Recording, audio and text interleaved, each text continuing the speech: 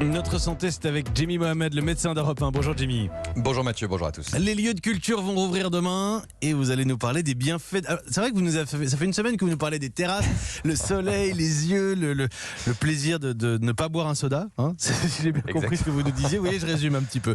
Là, les lieux de culture, oui, ils rouvrent demain aussi. Vous nous parlez des bienfaits du cinéma sur notre santé mentale.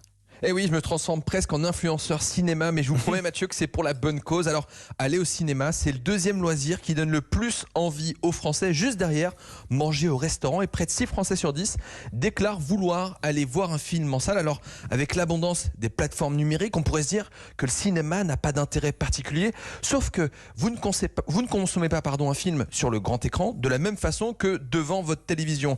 Vous allez probablement, pour aller au cinéma, vous donner rendez-vous, faire la démarche de vous habiller, enfin je l'espère, de sortir, de marcher, de vous retrouver et profiter tout simplement de votre séance en pleine conscience. Et puis, n'oubliez pas que le cerveau aime la frustration, il est dans l'attente et ça va permettre de générer, de renforcer le pic de dopamine et donc tout simplement d'augmenter votre plaisir. Et puis, au-delà du lien social et du divertissement, en allant au cinéma, vous êtes dans une démarche active, contrairement à l'excès de films ou de séries qu'on peut consommer sur notre canapé. Vous allez donc rendre l'expérience du grand écran tout simplement plus savoureuse. Et je vous ai même pas parlé, Mathieu, du popcorn caramélisé que vous pourrez consommer. Alors, on le sait, les enfants adorent aller au cinéma. Est-ce que ce serait bon pour leur développement à eux aussi ?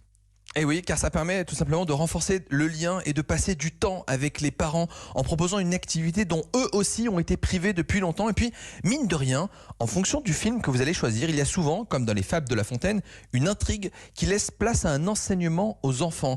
Si on prend l'exemple de mon film préféré, Toy Story, eh bien les enfants, vous pourrez apprendre la loyauté de Woody. Et puis je vous rappelle la célèbre formule dans Le Roi Lion de Timon et Pumba, Hakuna Matata, permettant de prendre tout simplement la vie du bon côté. Hakuna Matata. Vous êtes en train de nous lire votre disserte de philo au bac ? Quelque sorte. Du côté Covid, Jimmy, comme pour les terrasses, le risque est limité dans une salle de cinéma, il faut le dire.